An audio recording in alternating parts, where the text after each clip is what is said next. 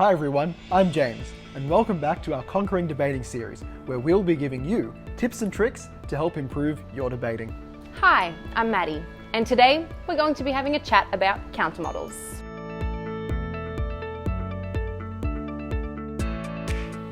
I guess the first question to ask is, what are countermodels?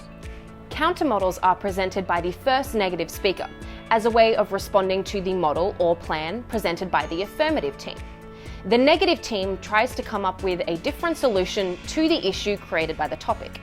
The key is that their solution has to be different, and very different, from the plan created by the affirmative team.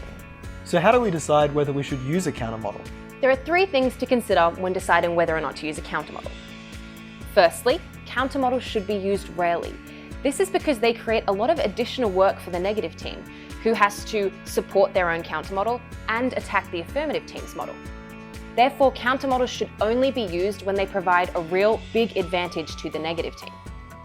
Secondly, countermodels should only be used when the negative team agrees that there is an issue, but thinks that there's a better way to fix it than what the affirmative team has presented. Okay, so that would involve the negative taking either the second or the third position that we discussed in our earlier video about negative cases, right? That is, either there is a problem but the plan doesn't fix the problem, or the plan will create more problems than it fixes. But do we have to use a countermodel every time we take one of these two positions? No, definitely not. Countermodels should be rare. Usually you just support the status quo, or suggest that the status quo is getting better on its own, so will fix itself without needing interference from a model or a countermodel. And you said there was a third thing to consider as well? Yes. The last thing to consider is whether the countermodel and the model are mutually exclusive. Mutually exclusive means that they cannot be done at the same time. If the model and the countermodel can be implemented at the same time, there's not really any benefits from the negative team, because the affirmative team second speaker can just stand up, say that it's a good idea, and implement the countermodel as part of their own case. Okay, so if I was a negative speaker in a debate about taxing junk food, and my countermodel was increased education about the harms of junk food, would that be mutually exclusive? No, that wouldn't be, because the affirmative team can just add increased education as part of their model as well. What the negative team might have to say is that the education we have is already sufficient, which means that the affirmative team's harms of junk food are less true. The negative team still needs to argue that taxing junk food is not a good thing.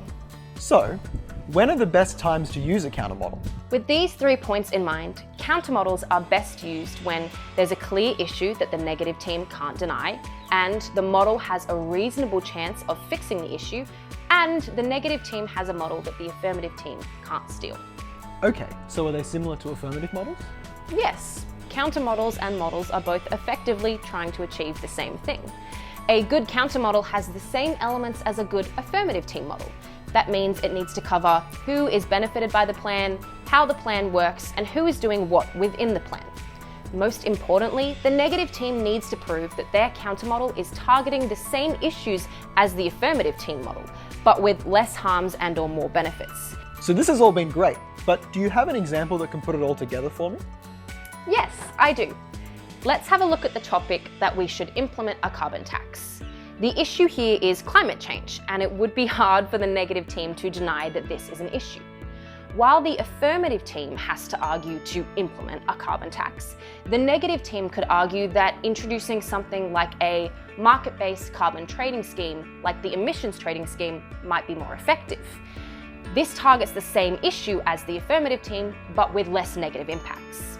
Hopefully, our discussion today has shed some light on countermodels and when to use them. Remember, rarely. We've got plenty of videos available online, so make sure you like and subscribe to see more. Thanks for watching. See you later.